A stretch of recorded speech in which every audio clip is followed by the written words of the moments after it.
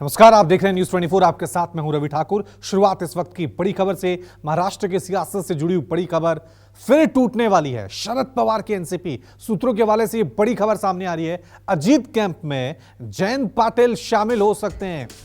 सूत्रों के हवाले से ये बड़ी खबर, महाराष्ट्र सरकार में कैबिनेट मंत्री बनेंगे जयंत पाटिल। अमित शाह के साथ आज जयंत पाटिल की मुलाकात हुई है। शरद पवार के बेहद खास माने जाते हैं जयंत पाटिल, लेकिन अब यह खबर सामने आ रही है कि शरद पवार को एक और बड़ा झटका लग सकता है। इस खबर पे और ज्यादा जानकारी के लिए सीधा रुख करते हैं मेरे वरिष्ठ सहयोगी विनोद जगदाले का। विनोद, क्या जानकारी मिल पा रही है? अगर ये खबर सच हुई तो शरद पवार के लिए बहुत बड़ा झटका।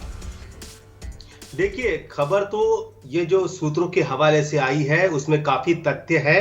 पिछले कुछ दिनों से जयंत पाटिल जो शरद पवार की पार्टी में नाराज चल रहे हैं और बताया ये जा रहा है कि जयंत पाटिल की मुलाकात केंद्रीय गृह मंत्री अमित शाह से हुई है और उसके बाद अब उनका ये तय माना जा रहा है कि जयंत पाटिल अब शामिल होंगे अजित पवार की एनसीपी में, जहां पर अब तक 9 मंत्री बन चुके हैं तो 10वां मंत्री पद जयंत पाटिल को मिलेगा। काफी सीनियर नाम है छगन भुजबल के बाद, तो उन्हें बड़ा मंत्रालय मिलेगा, इसके भी पूरे आसार बने हुए हैं। लेकिन ये सबसे कह सकते हैं कि बड़ा झटका एनसीपी सुप्रीमो शरद पवार के लिए है, जो 83 साल के हैं। इतनी उम्र होकर भी वो मैदान में उतरे हैं, सभा कर रहे थे, लेकिन अब बारिश में उन्होंने सभाएं रोक दी थी।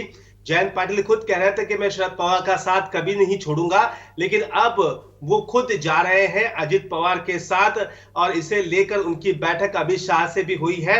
एनसीपी के लिए यह बड़ा झटका माना जा रहा है शरद पवार के लिए, और अजित पवार पार्टी के लिए यह खुशी की बात जरूर होगी। पिछले दिनों जो मानसून सत्र खत्म हुआ था तब सप्लीमेंट्री डिमांड सामने आई। सप्लीमेंट्री डिमांड में अजित पवार ने उनका साथ निभाने वाले सभी विधायकों को 25 से 50 करोड़ रुपए का डेवलपमेंट फंड दिया। नाम उसमें जयंत पाटिल का भी शामिल था। हालांकि सब चौकन्ने हो गए कि जयंत पाटिल को ये फंड कैसे दिया गया, लेकिन तभी इस बात की सुगबुगाहट आने लगी थी कि जयंत पाटिल को फंड मिलना मतलब जयंत पाटिल का झुकाव अजित पवार की तरफ है, और ये वाकई देखने को मिला। एक बड़ा फंड वहां पर मिला, लेकिन दूसरे जो विरोधी रहे डॉक्टर जितेंद्र आव्हाड, उन्हें कोई फंड अजित पवार ने नहीं दिया।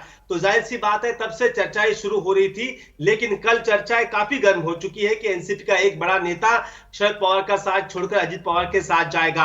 अब ये बात सामने आई है सूत्रों के हवाले से कि अमित शाह के साथ मुलाकात हो चुकी है जयंत पाटिल की।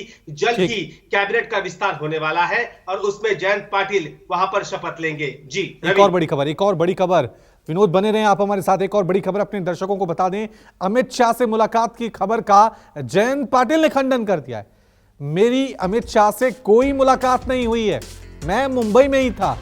हालांकि खबर यह सामने आ रही है कि पुणे में जयंत पाटिल और गृह मंत्री अमित शाह की मुलाकात हुई है।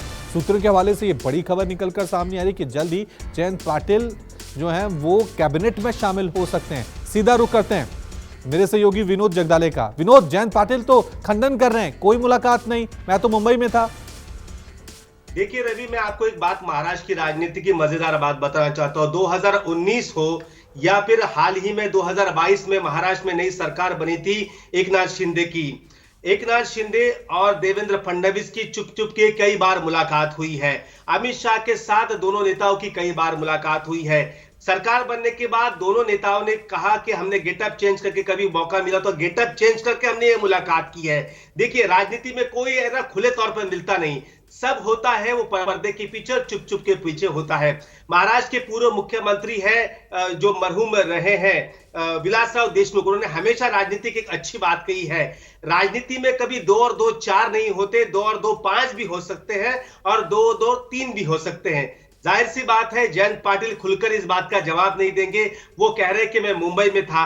मुंबई और पुणे की जिम्मेदार ये दूरी कितनी है? महज 140 किलोमीटर। जयंत पाटिल खुद अच्छी कार चलाते हैं और बहुत स्पीड से कार चलाते हैं, वो कार से भी जा सकते हैं। चलो वो नहीं गए तो हेलीकॉप्टर की सेवा उपलब्ध है, कहीं बारिश नहीं हो रही है तो मुलाकात करने में भाई कितना समय लगता है? 1.5 से 2 घंटे का। जयंत पाटिल खबर को खारिज जरूर करेंगे, लेकिन कुछ दिनों बाद ये टीवी पर जरूर नजर आएंगे कि मैं जयंत पाटिल शपथ ले रहा हूं, और ये बात की पुष्टि अब तक किसी ने नहीं की, लेकिन सूत्र ये बताते हैं कि मुलाकात हो चुकी है और खुद को घुटन महसूस कर रहे हैं जयंत पाटिल।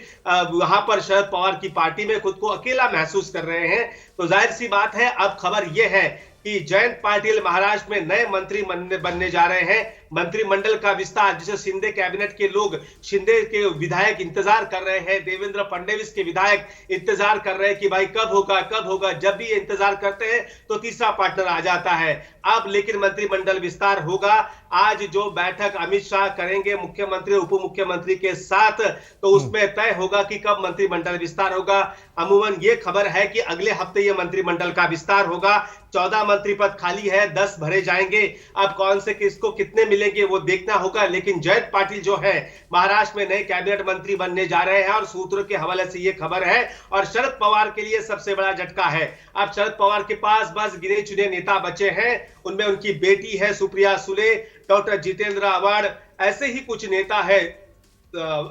नेता है, वही बस बचे हुए हैं। बाकी अब उनकी पार्टी में कोई बचा हुआ नहीं है। लेकिन शरद पवार अभी भी कह रहे हैं कि हम एनडीए के साथ हैं और इंडिया जो नया गठबंधन बना है उसकी बैठक अब मुंबई में होने वाली है। लेकिन शरद पवार का जो रवैया है, शरद पवार पिछले दिनों नरेंद्र मोदी के साथ एनसीपी के अध्यक्ष होते हुए भी एक मंच पर मोदी के साथ नजर आए, उन्हें अवार्ड देते वक्त वो वहां पर नजर आए। तब महाविकास आघाड़ी ने भी उनको समझाने की कोशिश की। लेकिन शरद पवार की जो राजनीति है वो किसी को समझ में नहीं आती। उनकी राजनीति पे सवाल लग जाता है। विनोद, जब ये खबर पहले आई थी, जब एनसीपी टूट हुई थी, तब भी मैंने आपसे सवाल किया था कि क्या शरद पवार के साथ खेल हो रहा है या ये सारा खेला शरद पवार का ही है। क्योंकि वो सवाल उठने लगे हैं, कौन उनके साथ रहा है। अजीत पवार उनको छोड़कर चले गए, अब जयंत पाटिल की खबरें सामने आ रही हैं, प्रफुल्ल पटेल जो कार्यकारी अध्यक्ष बनाए थे वो चले गए, तमाम बड़े नाम। क्या शरद पवार के लिए झटका है वाकई में, या फिर ये सारे इस खेल के पीछे वही रणनीतिकार हैं? देखिए रवि, मैं यही बात आपको अभी बताने वाला था कि आपने मेरे मुंह की बात छीन ली। अब जयंत पाटिल का जाना मतलब यह साफ हो गया है कि कहीं ना कहीं इसके पीछे शरद पवार है। जब सरकार बनी थी तब एक चर्चा हो रही थी कि चलो अजित पवार चले जाए, कुछ विधायक चले जाए, लेकिन 9 लोग चले जाते हैं, 8 लोग चले जाते हैं, वो सब कैबिनेट मंत्री बन जाते हैं। तो इसके पीछे पवार का आशीर्वाद नहीं होगा क्या? लेकिन अब जयंत पाटिल जा रहे हैं तो चर्चा लाजमी है कि ये इस खेल के पीछे रिंग मास्टर जरूर शरद पवार है। अब भले वो कितनी भी उनकी पार्टी के लोग मना करे या फिर वो कहे कि शरद पवार ऐसा नहीं कर सकते, लेकिन अब चर्चा यही चल रही है कि इसके पीछे शरद पवार है। अब शरद पवार इसे कैसे हैंडल करते हैं ये देखना होगा। रवि, ठीक है, अपने दर्शकों को एक बार फिर महाराष्ट्र की सियासत से जुड़ी हुई ये बड़ी खबर बता दें कि सूत्रों के हवाले से ये खबर सामने आ रही है कि शरद पवार की गुट की तरफ से जो बड़े नेता हैं जयंत पाटिल, उनकी मुलाकात गृह मंत्री अमित शाह से हुई और ये मुलाकात पुणे में हुई है। हालांकि जयंत पाटिल इस खबर का खंडन कर रहे हैं कि मैं तो मुंबई में था, लेकिन अभी जिस तरह से एक के बाद एक खबरें निकलकर सामने आ रही हैं उससे यह भी आ रहा है कि जल्द ही जयंत पाटिल कैबिनेट में शामिल किए जा सकते हैं, शिंदे सरकार के कैबिनेट में। यानी 9 मंत्री अजीत पवार गुट से बनाए गए थे, 10वें मंत्री जो हैं वो जयंत पाटिल हो सकते हैं। क्या ये शरद पवार के लिए एक बड़ा झटका है या महाराष्ट्र की सियासत का ये एक और नया खेल है? विनोद, क्योंकि अब जयंत पाटिल को लेकर ये खबर आ रही है, मान भी लिया जाए कि एक के बाद एक शरद पवार को धोखा दिया जा रहा है, क्योंकि शरद पवार को चुनाव आयोग में ये सिद्ध भी करना है कि ये पार्टी मेरी है और उसके असली हकदार हम हैं। तो ये जयंत पाटिल का जाना एक और झटका और तमाम और दूसरे नेताओं, विधायकों, सांसदों के लिए एक गलत मैसेज भी हो सकता है।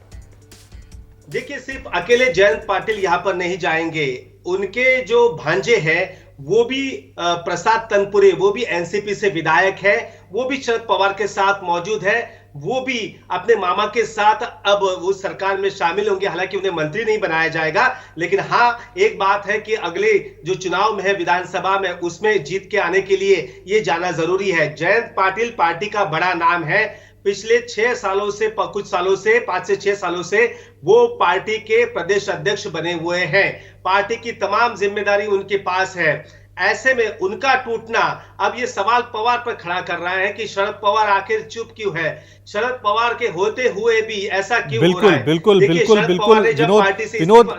विनोद रोक रहा हूं आपको, क्योंकि अभी हमारे पास जयंत पाटिल की बाइट आ गई है, बयान सामने आ गया जिसमें वो इस मुलाकात का खंडन कर रहे हैं। क्या कुछ कहा है, सुनिए।